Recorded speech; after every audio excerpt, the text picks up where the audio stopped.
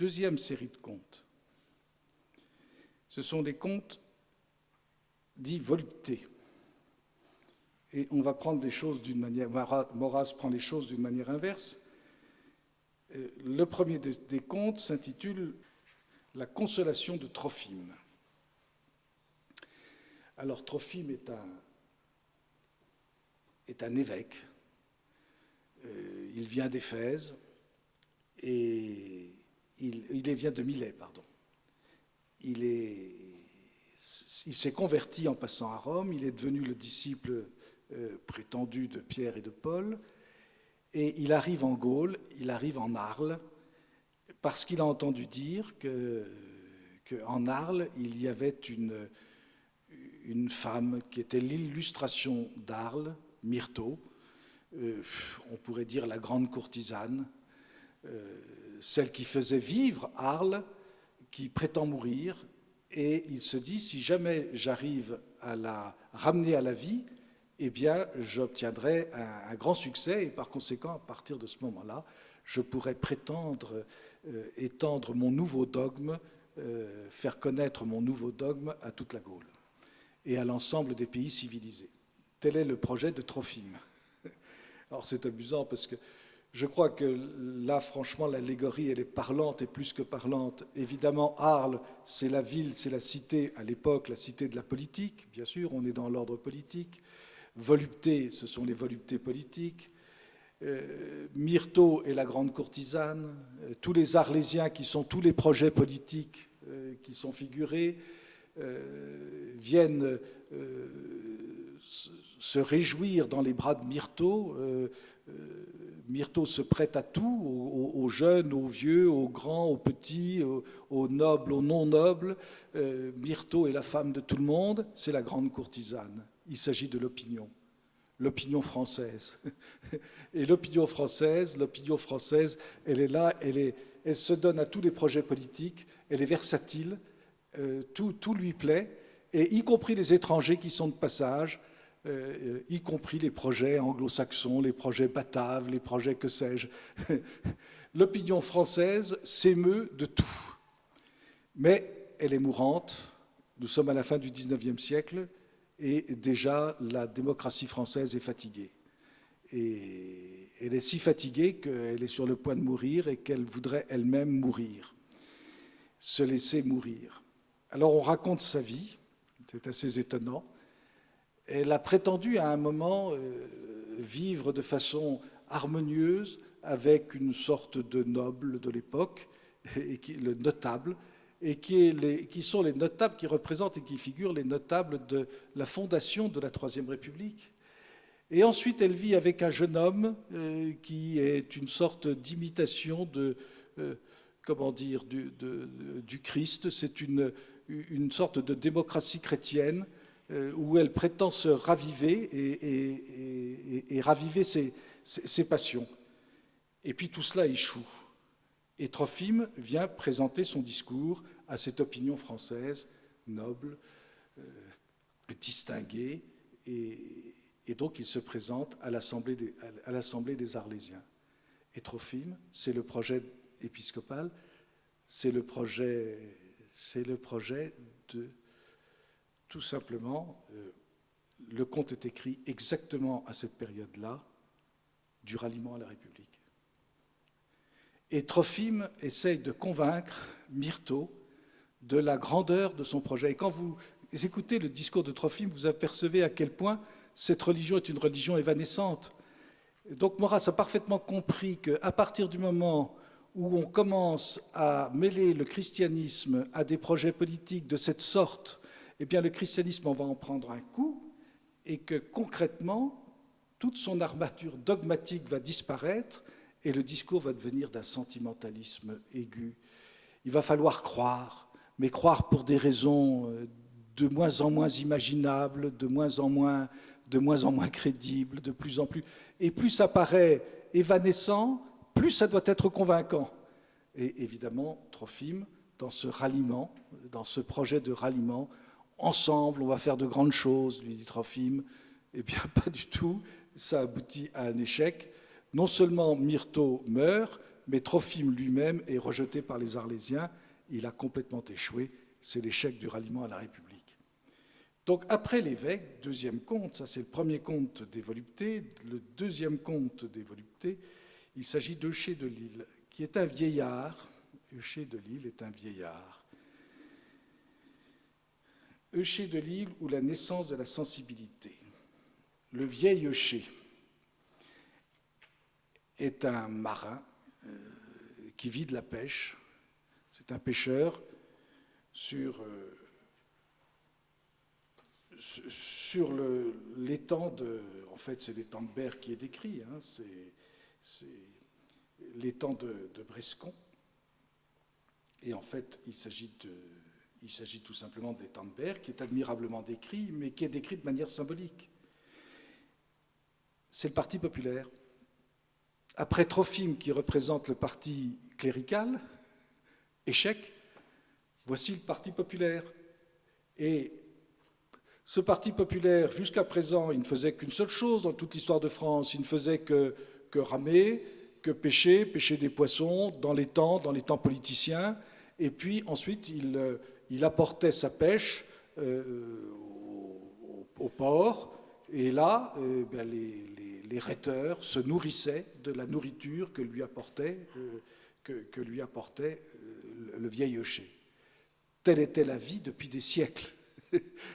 Et puis, Eucher, un soir, voit dans le fond des eaux un éphèbe. Et dans le fond des eaux, dans les fonds des eaux de l'étang, il voit un éphèbe. Une sorte d'utopie. Et cet éphèbe lui parle. Et cet éphèbe, il veut le recueillir, il veut le pêcher.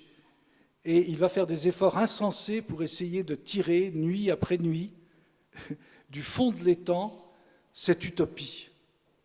Cette utopie d'un homme qui est un homme excellent, qui est prince par nature, l'homme qui est fait pour diriger, l'homme qui est fait pour... l'homme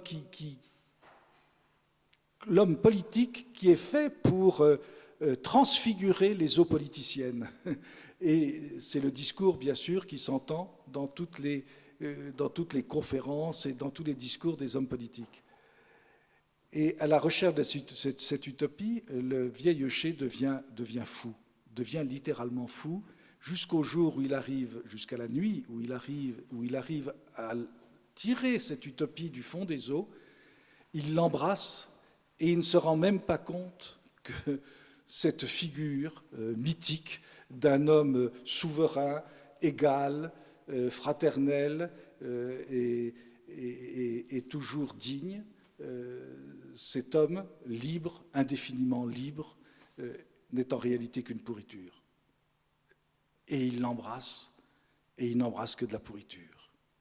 Et puis finalement, cette pourriture lui échappe, et le vieil Eucher, le vieux parti républicain français, qui s'est donné tant de mal pour nourrir les autres, pour nourrir les discoureurs du port, eh bien, il est obligé, il n'a plus qu'une chose à faire, c'est à disparaître lui-même dans le fond de l'étang politicien. Mort du prophète Trophime, le ralliement à la République, mort du parti clérical, mort du parti populaire, dans la mesure où il a prétendu remplir un rôle. C'est extraordinaire. Troisième conte, écrit en 1894-95. Troisième conte, les deux testaments de Simplice. Alors, qui est Simplice? Maurras le décrit. C'est un conte presque drôlatique, à la manière de Balzac. Voilà un homme qui s'appelle Simplice. Simplice, rien que son nom. C'est un noble, c'est un aristocrate. C'est précisé dès le début. Il habite rue de Condé. Il descend de ceux qui ont fait la guerre avec Condé. Voilà sa légitimité. C'est tout à fait noble, d'ailleurs. Et ce Simplice, c'est plus que Simplice, il est simplissime. C'est un homme, et c'est pour ça qu'il est rangé dans la série des voluptés, c'est un homme qui ne recherche que la volupté, comme Trophime, comme Myrtho, comme Eucher. Lui aussi, Simplice, le parti aristocratique qui existait à la fin du XIXe siècle, chacun le sait, ils ont complètement loupé leur parti. Quand on y réfléchit, ils tenaient les 2 chambres, ils tenaient tout, ils tenaient les notaires, ils tenaient les mairies, ils tenaient les curés. Et ces gens-là, les arrière-grands-pères, ils ont tout perdu, absolument tout perdu en quelques années. Et Maurras raconte ça. C'est les 2 testaments de Simplice. Voilà un monsieur qui, en fait, ne se réjouissait que dans les bras de ses 2 maîtresses, l'une qui s'appelle Ambrosie et l'autre qui s'appelle Renée. Et ce sont 2 maîtresses, ces 2 passions libérales, la libérale religieuse et la libérale politique. Et il est là et il joue avec elle, et c'est son seul plaisir, mais quant à lui, il ne pense qu'à une chose, à quoi? À mourir, à mourir, à mourir. Alors on voit très très bien les discours de salon de l'époque. Il est là à compter les morts. Les monarchies tombent les unes après les autres. Alors on croirait entendre du mauvais Tocqueville. Les monarchies tombent les unes après les autres. Toutes les vieilles institutions périssent les unes après les autres.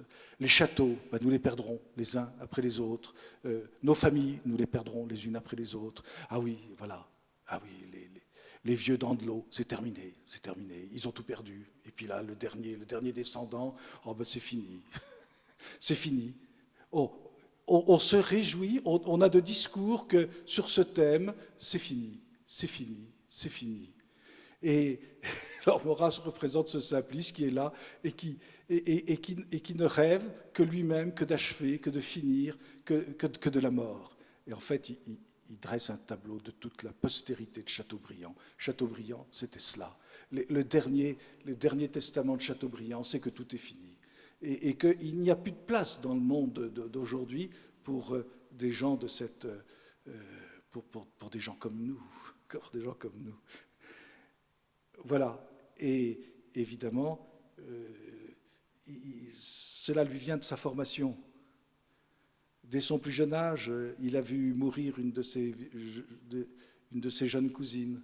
En fait, c'était l'Espérance monarchique des années 1873. Elle est morte, elle était voilée de blanc, il n'y avait que du blanc.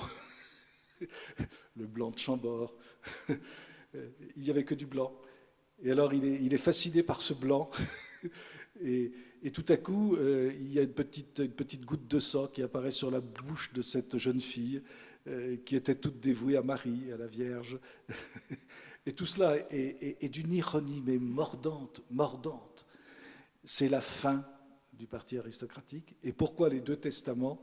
Eh bien, tout simplement parce qu'il écrit une première page à son ami, et son ami, c'est l'auteur, qui écrit « j'ai reçu » le premier testament de Simplice, et ensuite le 2e testament qui explique la fin.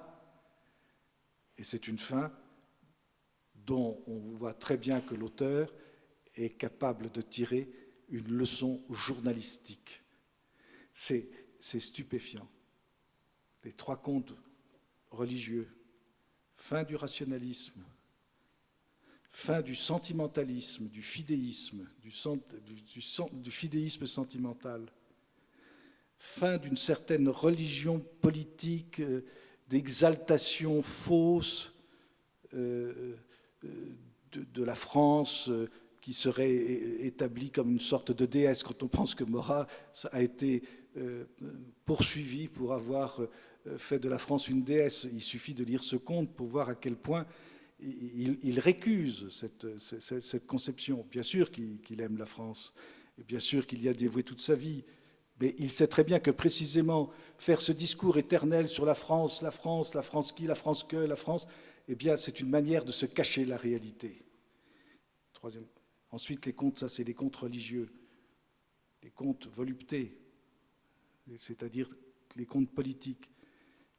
Le problème des politiques contemporaines depuis 1789, c'est que les politiques sont devenues des religions. La première, la politique cléricale, elle s'est trompée avec son ralliement à la République. Elle s'imagine qu'elle va ressusciter l'opinion publique en sa faveur, mais pas du tout. Ça échoue. Ensuite, le vieux parti républicain, eh bien, de la même façon, il s'imagine qu'il va vivre avec une utopie. Eh bien, l'utopie, ce n'est rien d'autre que de la pourriture. Et il est obligé lui-même de mourir. Et troisième, eh bien, l'aristocratie, ou si l'on veut les notables, ou si l'on veut l'élite française, eh bien l'élite française, elle n'aime que la mort.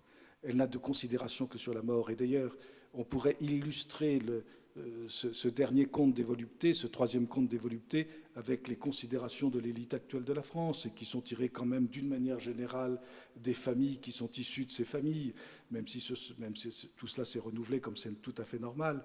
Quelle est la considération fondamentale de tous ces gens? Qu'est-ce qu'on leur apprend à l'ENA, à Sciences Po, dans les amphithéâtres juridiques? Qu'est-ce qu'on leur apprend? Que la France est finie et qu'il faut en prendre son parti. Que c'est fini pour eux, de leur rôle. Et ils vivent de cela, de ce mythe de la mort. Comme c'est bien vu.